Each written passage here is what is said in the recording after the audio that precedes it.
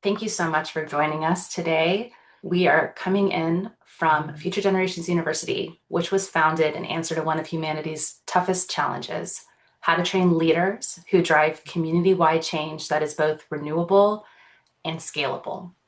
Formed in 2003, Future U offers an applied master's degree for mid-career community development practitioners who work directly in and with communities. Today, the university has 170 graduates around the world, students and alumni working in 155 countries. And together with our global network, we work to advance our mission promoting research, learning, and action towards inclusive and sustainable community change worldwide. I'm going to take a moment to introduce our guest speaker today. This is Bethany Adams. We know her previously as Bethany Garrettson. And she is a writer, mountain athlete, and experiential educator in nature, using nature as a healing process with youth, and has a master's degree with us in applied community development and environmental studies. She's from the class of 2014, and she is the first woman to achieve 100 fastest known times. And in 2020, she and her partner, Katie Rhodes, became the first woman to climb all 46 Adirondack high peaks unsupported. Her stories of endurance and healing through nature have been published in Trail Runner and Outside magazines, and in a short story collection last year that was released, Blood, Sweat, and Tears, which was published with Rugged Outdoors Woman, publishing in 2024. Adams is a proud community ambassador for She Jumps, a nonprofit organization that works to provide more women and girls access to the outdoors, and she can be found at Bethany Climbs on Instagram. And so I would like to go ahead and turn this time over a little bit to Bethany. She's going to go ahead and do a reading from her book, and then we're going to get into some questions. Thank you. Chris, thank you so much, and thank you for having me here today. This is a really special event for me, having come from Future Generations, and my time at Future Generations was so impactful on how I have moved forward in the world and what has stood out to me as being important. And it was a lot of the time spent in Nepal with women's groups in the mountains that shaped me and wanted me to focus on representing women in the mountains. So here I am today as a writer and an athlete who is championing women empowerment through mountain climbing. So I have written my first book, and it's called Unsupported. And it's a story of moving fast and letting go, setting a speed record in the Adirondack Mountains. So the Adirondack Mountains are in New York State, northern New York State. They are closer to Canada than New York City. And we have 46 mountains that are over 4,000 feet, and those are called the high peaks.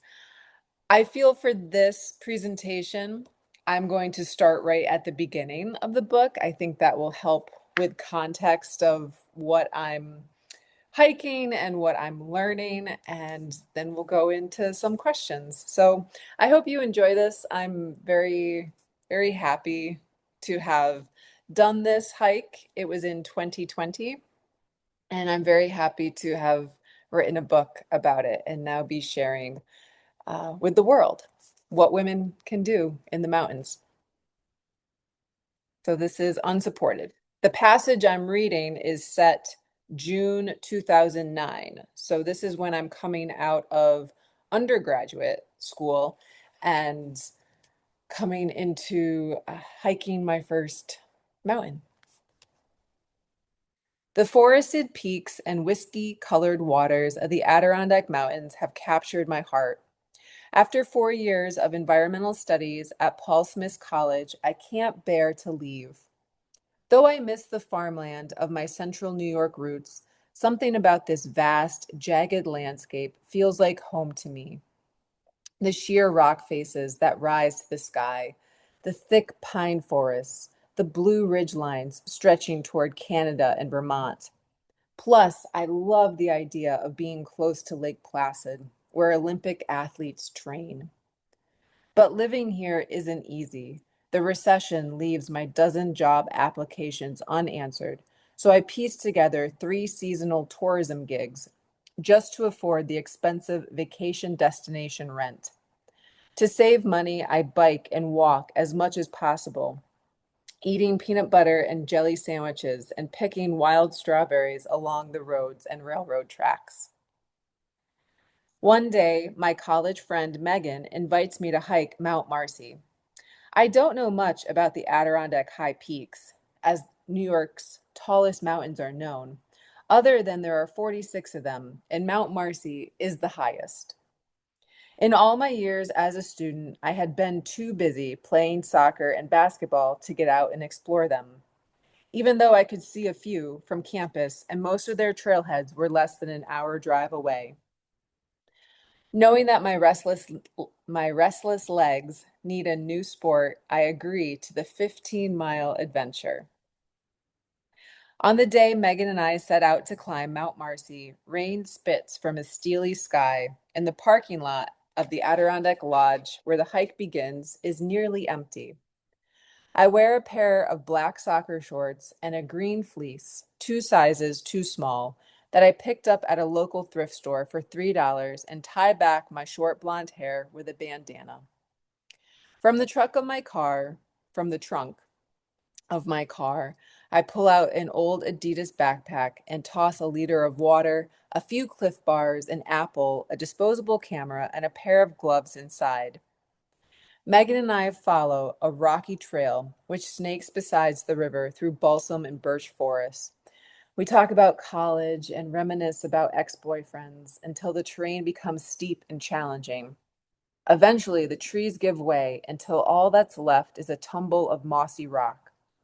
As we approach the summit, yellow splashes of paint, or blazes, and large rock cairns guide us. I hike ahead for a few minutes, and when I look back, I can no longer see Megan through the fog. The steep terrain engages me and forces my calves to work like they never have before. Round droplets of moisture cling to my fleece. Out of the fog, I spot a plaque cut into a large rock. I run my fingers over the raised text. Marcy, also known by the Indian name Tahas, meaning cloud splitter. I like that. Tahas, cloud splitter, the one who splits clouds. I wish the clouds would split now so I can see what's around me, but the view is obscured and I stare out at a world of gray. After 6 hours of climbing, Megan and I lean against the rock summit to eat our lunches. The absolute stillness of the world captivates me. I don't want to leave, but I know I can't stay.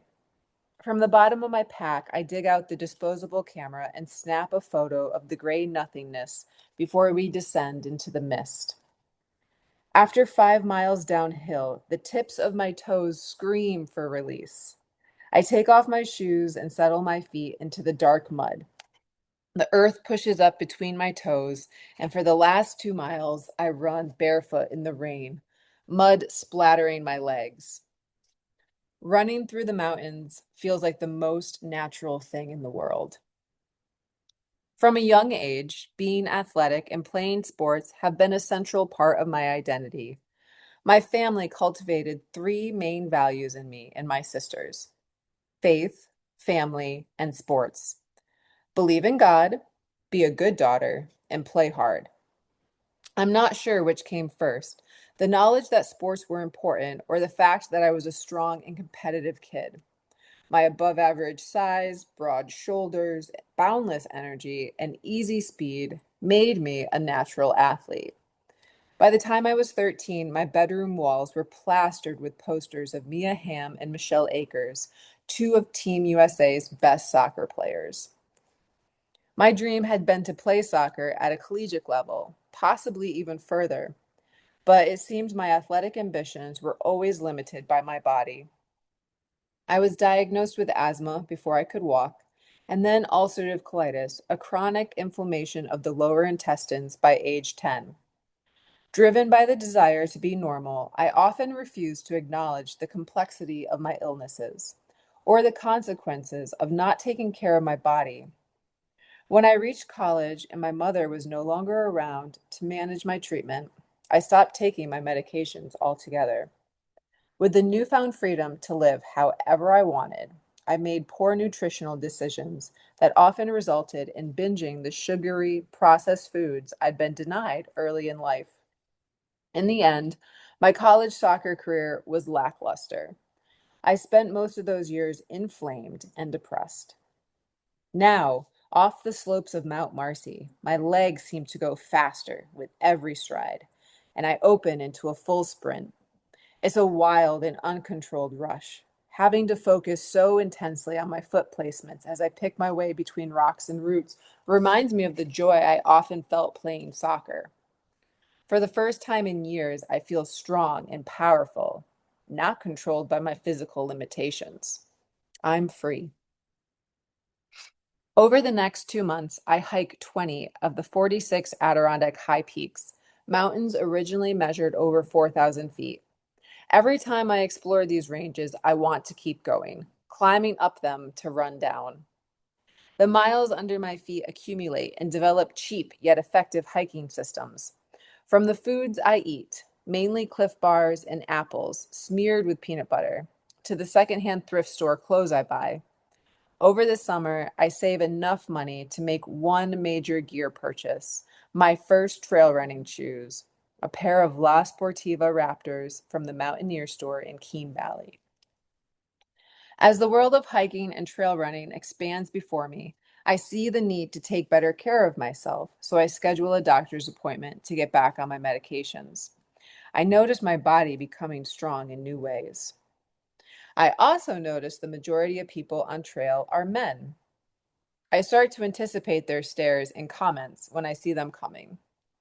Are you hiking by yourself? A woman who likes to hike? You're my kind of woman.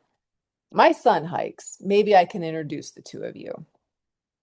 In the beginning, I think their concern about a young woman hiking alone is an act, a comedy routine, but it isn't.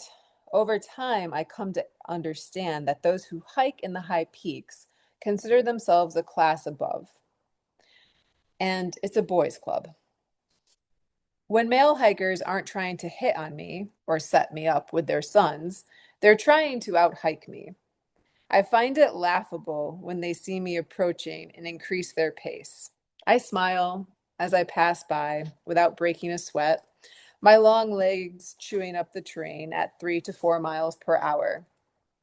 It doesn't bother me. It fuels me. I'm going to do a lot more than just turn some heads. At the end of my first season of hiking in the high peaks, I share some trail miles and friendly conversation with a stranger coming off Phelps Mountain. Before we part ways in the parking lot, she pulls a newspaper from her dashboard and says, "This seems like something you would do." The article is long and intensely detailed, recounting the recent climbing adventure of Jan Welford and Corey D. They have just become the first to do something once thought impossible. In 7 days, 14 hours, and 15 minutes, they connected all 46 Adirondack high peaks in one continuous push, covering 196 miles, 70,000 feet elevation gain, without any resupply or outside support. This is known as an unsupported fastest known time. There are also self-supported FKTs, where athletes are allowed to catch items along the route or resupply in towns along the way, and supported FKTs, where athletes can have unlimited help from outside sources, including a full crew and pacers. But unsupported FKT immediately becomes my new sport, what I'm training for, and the kind of athlete I want to be. I envision myself moving through the mountains with long strides and everything I need to survive on my being. Those two men have no idea what they've just set in motion. I'm obsessed. Thank you, Bethany. Um, reading the book has been like a really great experience. And I think one of the things that I found to be like really um, inspirational is how you have obviously a very competitive nature. Yeah. It comes through in your writing. And one of the things that um, you talk about in the book is about how you attempted this 2 times prior Hmm. and how the struggle, like you attempted it, something happened outside of your control, um, and then you tried it again and again, something would happen outside of your control. And it seemed to really affect you personally. Obviously, it's Yeah. a goal that you had for yourself. And so in the Panther Mountain chapter, when you write about some performance anxiety, um, and the what ifs, like you can kind of sense a spiral of like, what if this happens? What if that happens? All these different things, and some are based off of the previous experiences. Um, had you thought about leaving this goal at any point? And what would have taken to do so? Like, have you developed a criteria for yourself to um, identify how to leave a goal in a Mm. peaceful way? And because, there are things in our lives that are outside of our control. This is just one example. So I just wanted to ask that question. Yeah, and it's a great question. So, and that's one of my favorite parts about this story too. You can't make it up. I tried twice before. I got really close. It was devastating, heartbreaking not to get it. And then I got it on my third try. There's so many layers to this because what Katie and I did, hiking all 46 high peaks unsupported, only about 10 people have ever achieved this. It's a very rare thing to do because of the style. So it's hard. It's harder than a marathon. There's more people that have climbed Mount Everest. It's a very hard challenge, but I just felt like I could do it. So every time I didn't get it, it hit me in a very personal spot of, well, why can't I get this? Why can't I do it? I know I'm good. I know I'm a strong athlete. I know I'm a strong backpacker, a camper. And I did so I attempted in 2012 and I attempted in 2016. And after the 2016 attempt, I was just emotionally tired of the high peaks. I was losing my desire to climb them. I, in 2017, went out west and climbed some mountains out there. And that's where the peace was coming. I was like, you know what? I'm going to climb bigger mountains. I'm going to go back to Nepal. I'm going to focus on, some of the bigger mountains around the world. It was, um, It was more of a this for that, though. I don't know if there was a real piece with it because it was always in the back of my head still of, well, maybe this will come together someday. Maybe I will do it. And women weren't even attempting it. So I did want someone to do it. I think that would have brought peace too, of another woman stepping into the scene and accomplishing it. It just wasn't happening. So as much as I want to say I did have some peace, I was set on climbing bigger mountains. And going into 2020, I had an expedition to Denali I was going to go on.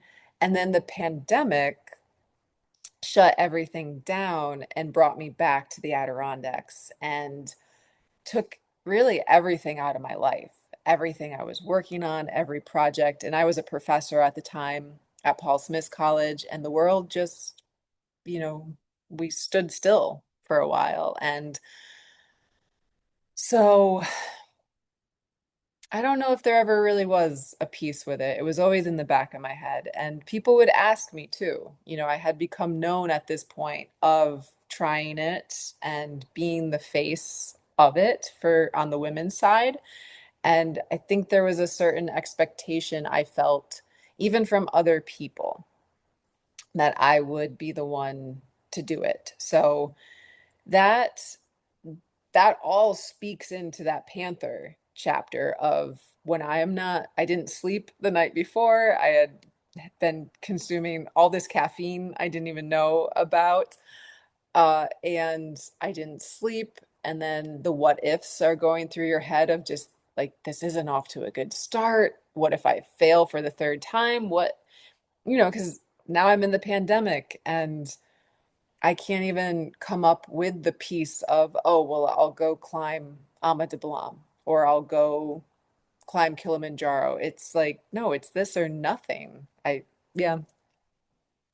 Yeah, like literally staring at your nemesis right there Yeah. and be like, right and stuck right here. Um, so Lindsay, do you want to bring up one of our questions from the chat? Yes. So Daniel wants to first thank you, Bethany, because You. you played a pivotal role in your classmates getting out and taking walks, Yeah. especially during residentials, and you Yeah. encouraged them to leave the classroom and really go out into community. And so that was just really fantastic in Mhm. opening up the community to the outside and your classmates. So Daniel wanted to make sure that you received a big kudos for that, Bethany. But he also has a question for you. He says that his biggest challenge is really getting back into shape when Mm. he's taken some time off. And I think that is really, the case for a lot of us. And that, there's this big emotional challenge piece with getting started again Yeah. and keep starting again sometimes. So, how do you push that mental component when you've lost that feedback call of emotions and the habits that are associated with it? Yeah. Well, thank you, Danielle. I really appreciate that question. I appreciate my time at Future Generations immensely. So, with this, and I love training people today. I love giving them training plans. And with any age, wherever you are, when we lose momentum, we lose momentum. And it's hard to pick it back up. It really is. Like an object in motion stays in motion, an object at rest stays at rest. And I understand this very well because of my health. So lots of times I get bronchitis. I'm out for 2 weeks. It doesn't matter how fit I was before my bronchitis. Once I go through it with my asthma, I'm starting at block one again. Like I'm going for a 1 mile walk. And then I'm saying that was my beginning again. And it can even start in a more simple way too of if my health isn't great or I've been out of practice for a bit, whether with my asthma or ulcerative colitis or even just a book tour right now, like I'm not out climbing mountains very often as I want to be right now. I focus on sleep, what I'm eating, and how I'm meditating and how I'm just like I'm doing body scans. I'm checking in with like what am I doing well? And this is where Future Generations has just like imprinted my mind. And I loved it when we learned this in seed scale of build from success. What is working? And I've done this ever since being at Future Generations. And I credit it a lot to the success I've had because, like, I'm not focusing on what I'm not doing, I'm focusing on what I am doing well. So I would encourage Daniel, start with that. Like, well, what is something you're doing well right now? And then build from that. And for people who are coming back from injury, I can't stress enough just going for a walk, even being out in nature, stretching in nature, and then the benefits of swimming in a pool. And then also biking, like going to a gym and just doing some light bike work, especially for people who are coming back from injury. And the momentum piece, start small and build, another concept of future generations that I just have brought into my life because I was such a person in my 20s and before that of just like, I wanted these big things and I wanted to do it the first time. And until I started to chunk down even my training plans, I wasn't having the success that I do today, just built off of start small, build up. And I do recommend journals. I recommend Excel sheets, having a track. So, like seeing what you're doing, keeping yourself accountable. And then my last piece of advice is pull in a partner, an accountability person. So, someone you're telling your goal to, and maybe they're going for a walk with you. My husband and I were very different athletes. He was a bobsledder for Team USA, so he's like a sprint athlete. I'm an endurance athlete, but we walk together once a week and we share our goals. And it helps keep us both on track, even though our training is very different. And give yourself grace too. There's weeks that, you know, all I'm doing is some stretching and light walking and, getting my dog out. And those are still good weeks. So good luck to you. I'd be happy to help in any way I can. Thank you, Bethany. I'm going to ask a couple more questions about the sport. So, in Hmm. particular, like sometimes when we look at different things, we look to see is are things truly inclusive when you consider both genders? And so, what, if any, rules of an unsupported hike could be considered to be unfriendly to women? And have you considered challenging any of those? Hmm. Yes, right from the beginning. So it it's like a yes and no answer because yes, anybody can enter into this sport. So we can see it as being inclusive, but is it equal? No. And men have had an advantage for a longer amount of time in the mountains. Lots of women couldn't go on expeditions. And I'm going way back in history to the 1800s, early 1900s. And so knowledge builds generation to generation. And for so many women, I'm one of the first generations, I could say the generation before me was coming into and making really big strides, but at the same time, they were pretty limited too. So we're entering into a new era. And I'm just speaking for the United States too. I'm not even bringing in the global perspective right now, which I would say is less inclusive country to country. So my hiking partner, Katie Rhodes, she was even hesitant to doing the unsupported because no woman had done it yet. And if you go to the link of the FKTs today, it's, well, a chunk of men's names and then our name. We still are the only women to have done it. And I think where it's not equal is we're up against stereotypes that women can't carry the weight, women's bodies aren't as strong as men. We're built differently, but we can carry weight.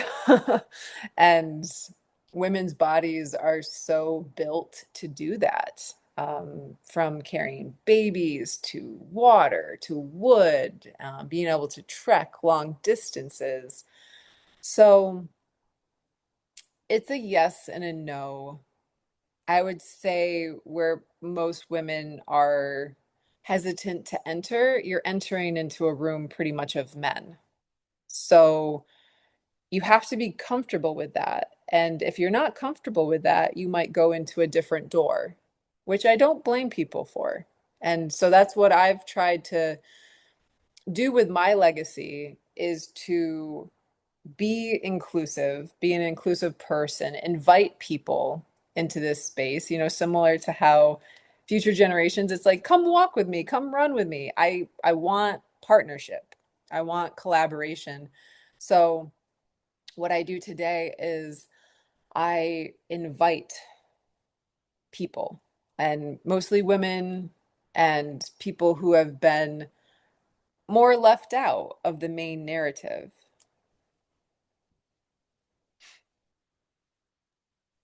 Thank you. I think one of my favorite portions of the book is where you've explained how this particular sport actually suits women more Mhm. and how women are built better for this sport for endurance.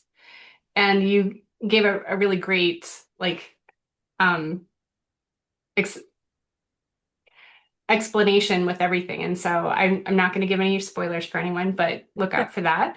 And I want to go ahead and ask a couple more questions here. And we have one in the chat to follow up back on. But in your writing process, when or how did you determine when you wanted to write about this particular experience? Oh, Yeah. is this your puppy? Yes, this is Tahas. Oh, Tahas. Okay, so yes, Tahas is yeah. introduced in the book. He sounds wonderful. Yeah, this is Tahas. He's my little cloud splitter. Um, so the seeds of it were planted so early. I was 23. I was coming out of college. I wanted to hike all 46 high peaks. I wanted to write about the healing power of the mountains. I even had a notebook where I was sketching out the idea of a book of, oh, every mountain will be a chapter. I thought that was really cool. And as it went on further and further, I think it just became entwined of, oh, when I do this, that will be my book. I will write my experience of it. And along that track too, I was doing some smaller FKTs and writing for a local magazine, and I was seeing this real niche of writing about people in the outdoors, especially women too, or people who, again, don't come from the main narrative.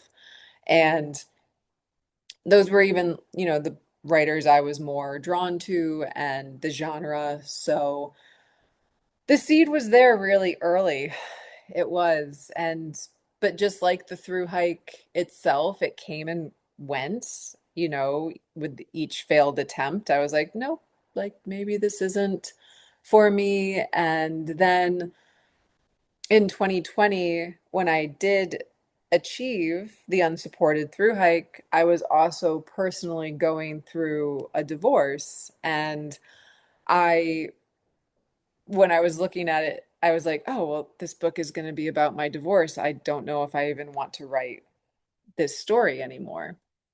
So I thought about it for a year after, and then I was on a hike, a year or two, and then I was on a hike in 2022, and I was in the Great Range, and it was winter time, and I just had this like feeling. I was like, well, the book is about many things. The story though is how I fell in love with mountains and what mountains have done for my life. And once I understood that, I was like, okay, I can write this and I will write this. And and that was the framework of the whole book of the mountains are a central character in my life. I think one of my favorite one chapters was Alan Mm, and talking like the blessing of Alan. I could yeah, tell like a definite change in yeah. perspective of, and what's interesting is how like you mentioned some of the different indigenous names of the of the mountains versus what they're being called today. And even furthermore, like you had, like, there were a few historical women that you really gave homage to as far as their influence of being like the first person to be on that peak recorded, Mhm. or and I think that was really I really liked that touch that you did. I was gonna go ahead and do the follow-up question. I have a follow-up question from Daniel. Um, for him, he says that in going back to hiking and like building up his endurance, the problem for him is people telling me to go slowly. Oh. And that just doesn't work for him, personally. So to get out, to get going, he feels like he's got to push himself a lot the first day. Mm. And then he comes back really exhausted and kind of shot. And but it makes him feel like, okay, I want to do this again. It's the push that he needs. And Mhm. so maybe have you found, because you also push boundaries too, have you found that balance of how much to push and maybe in how to balance that? Yeah, certainly. And I think my illnesses have kept me in check with that because I don't always have my body that's fully able to do it. So, but I'm also very competitive. And as I've gotten older in this sport, and some of it's just maturity too, of there is there's science, go slower, start slower, build up, and you'll have less injuries and you'll have more of a base. And I think it helps me too being a mountain guide too. So I some people just don't want to hike with me because they think that like, oh, you're just gonna go so fast. And I'm like, no, like I want to just be outside and in the mountains and we'll go at whatever pace you need. And however, when I started as a wilderness guide, I was so frustrated when we were just like creeping along. And I was like, oh my gosh, oh my gosh, like this is just so slow. But what my body really started to feel like, you develop different strength from going slow. You get different muscles. So it's almost this beautiful cross training of go slow, go intentional, and then build up to a faster pace. But I understand. I understand what Daniel is saying a lot because I'm not in the shape I was building up to the through hike. I would have to build up to that again. But there is a part of me that's still like, oh, I could just get out and do it, right? Like I would shatter my body. um, and it wouldn't be pretty. So yeah, it's a real acceptance. It's a like having to be humble too. And I think that's where the mountain helps me too, of, the mountain's not to be conquered, it's to be climbed. Uh, and that's if it allows us to climb it. So, oh, in comparison, man, that's just a thief of joy. It's, and that's something I've learned in this field so much, and it is hard, and I have to daily sometimes remind myself of that because it is easy for me to compare myself to other athletes and other writers and be like, oh, well, they're doing this and they're doing that, or their book sold more. Like, it just, no, like you are you, focus in on your journey and start somewhere. And it might not be as fast as you once were. And that's something that like I'm going to deal with at some point in my life, and I don't want to compare myself to all the things I did. I want to focus on my here and now and what I'm able to do today. Well, and I think what's really interesting is like throughout the entirety of the story of the hike, like you had your concerns about Katie.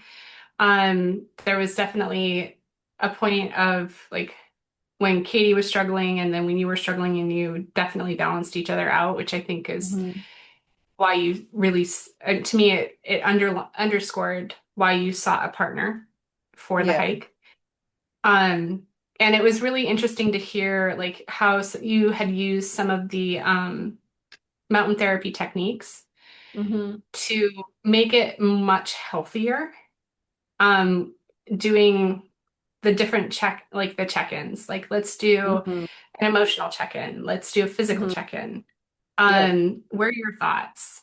And because there's moments where when you hike, like sometimes you're so out of breath, like all you can do is focus on Yeah. breathing.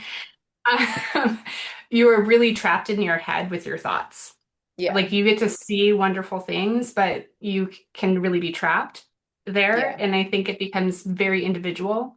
And so that's one way to balance the individualism with a partner, which was really cool. But I had to laugh at the end of like once you finished, like hearing the um obviously it sounded like you were just like high on adrenaline the entire time, and then once you crossed the finish line, then it was like acceptance of the punishment that you put your body through.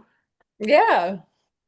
And was that, I have a question, was that really the way it was? Like you just like ignored it the entire time and then No, there's something really, it's a crazy thing that happens in races, and I've had it on other FKTs too, where your body locks in and gets from day to day, but then it knows when it's done. And and then your body just starts flushing in different ways, and I can't explain it. It's just your mental knows you're done, and your feet will stop and your body will rest. And if I knew I had to go another 3 days, I would have. It's just like, no, the finish line is there. You're done. The clock stops, and your body switches over to, I can rest, and it goes into rest mode. And I think some of the adrenaline starts flushing out of you. You feel pain in different ways to the stiffness. It's like my body, it was a little stiff every morning, but it would work itself out. It wasn't incredibly painful. I think my blister was the most painful thing I had the whole hike. And yeah, things are sore. You're sore. But yeah, it's almost like turning off a car engine. It's like I'm done.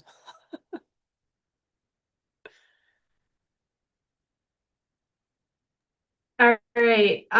So as I mean, this will be my last question so that we give you enough time.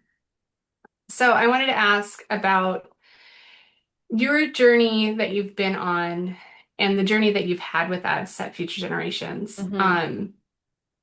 How do you see the influence of the educational path that you were on with us and how it influenced you in this journey that you've had?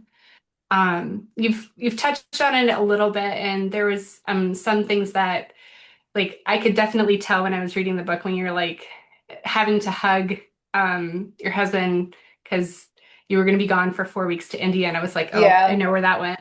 Yeah. So I just would love to hear how the linkages between the two. Mm. Well, it was so powerful. It really was. And I'll go back to Nepal. And that was went to Nepal in 2014 and working with the three sisters in Pokhara. That was it. That was where I saw my life come together in a way of this is what I'm always going to do. And it's helping women see their potential and reach their potential, and to see the three sisters do it in a country where it wasn't typical for a woman to even run a business or be a mountain guide, and to meet their mountain guides. And I stayed in Nepal after our residential, and I went back and I trekked into Annapurna Base Camp with the three sisters. And I remember Muna was my guide, and just, like talking to her every day and hearing her story of what she had survived and what she was going through and the stereotypes. And I was like, wow, like, she's doing this here in Nepal. I can do a lot as well. And I'm going to dedicate a part of my life to women who want to do this and can't readily access it as much as I can. I live in what I consider a very safe place, Lake Placid, New York. I have three mountains right out my back door that I can go run at any given time without really any judgment. Um, it's interesting today because, I'm a woman in this field, but people expect me to do this. It's like it's just become what I do. So I do feel proud of having that epiphany in Nepal, of seeing how sport can change life, and having been an athlete and really identifying with that. I was like, okay, I just saw things more clearly. And every residential only reinforced that. So by the time I came out of Future Generations, I left the field of wilderness therapy and I became an instructor at Paul Smith College. And I just went to town with everything I had learned. And I taught seed scale, and I taught community change projects, and I created community change agents. We collected climate stories. My focus was always environmental and social justice and women empowerment. And yeah, I can't thank Future Generations enough, because it provided me the framework that I think in my heart I always knew existed. I just hadn't been exposed to it yet. And then I took that and I applied it to every aspect of my life, down to my training plans, down to my writing and my community engagement. So community has always been the focus of my life, even going back to high school. And then Future Generations, like I said, it provided a framework of why it was important and why it was like why community is the most important thing. Because I think before I came to Future Generations, I was trying too much and not succeeding. And then when I came to Future Generations, I started to build from success and from a smaller, like start small and build, and it can spiral. And once I understood that concept, it really changed. I became much more successful, I would say, because it's a great idea to want to change the world and, think big first, but it really starts small and then you build out. Okay, I think I have one more question that I can ask because I have enough time. In your writing process, how did you determine how much of your personality you Mm. were going to let basically the reader have access to? Because I mean, you definitely wrote it so it felt like we were in your head. Yeah. Um, so it feels very intimate in that way. And so I just kind of wondered, Yeah. like, ooh, like that seems like a lot to share of yourself Hmm. with others. Yeah. And that was hard. That was the first draft wasn't, I wouldn't say very strong in that. And that was some of the early feedback we were getting from, I love my publisher. She did a tremendous job. She brought in beta readers. We did a whole round of edits around feedback. And some of the feedback was, mm, you're coming off a little bit surface level, like just this competitive person that won't give up.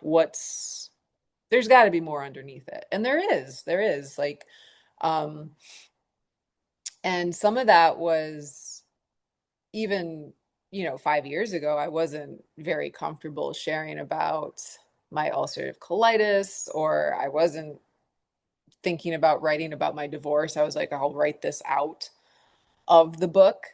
And so I was more private with that. And then something has just shifted over the years. And I think it's part of the healing process too, of where I'm at, of, oh, these stories are so important. It's so important to share authentically and honestly what you went through. And then that even pulls into, there's a theme of mental health in the book, and how my partner at the time was struggling with mental health, how we were keeping it from even our family, how we were keeping it from society. Why is it this shameful thing? Why aren't we asking for more help?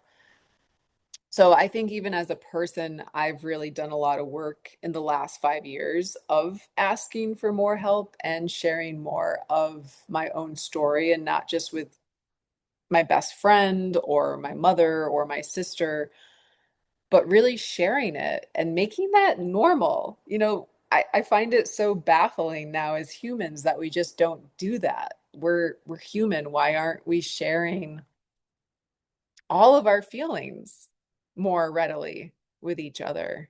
So that was another epiphany. And once I had that, I was like, okay, I'm going for it, because I was hesitant. You're hesitant to see how people will perceive you. And that was another epiphany I had to have, of like, that doesn't, I can't let that impact how I write this. And, thinking about how his family would read the book, or, someone else would read it. And I'm just like, no, like, I have to write it for me and as honestly as I can. So that it was a process, and it was a back and forth. And in the end, I'm happy where it came to. And I'm also even entering a new era of my life where, doing these talks and presenting the book, I'm like, wow, I'm on a whole nother level now. Ask me anything. Here we go. It's just, it's so funny how those screens just come down and then they stay down. And it's like, oh, well, like, that's what I went through. I'm not a perfect person. I think I went about with good intention. And that's another part too. It's like, well, I tried my best, and in lots of things. So just accepting it. And yeah, I have flaws, and we all do. And so being open, honest, authentic. I wish we all were doing that more. Well, and I think that's true. I think that there's, you know, too frequently there's a pressure of trying to present only the good, or what we think is the Yeah. good.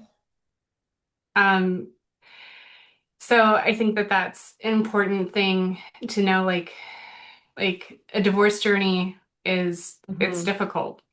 Yeah. Um, there's so many layers to it, and I really commend you as to how being honest about it and being graceful with your partner, like Hmm. with how, what you were really going through. Um, and so I'm going to echo what Daniel has put to us, that it has been inspiring to hear what you've done, and you really make him proud. Thank you. So thank you. And there are hundreds now in our global team of our global network.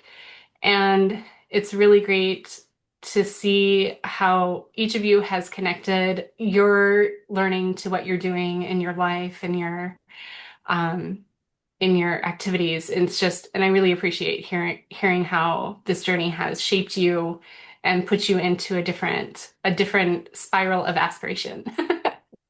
Oh, I So, love it.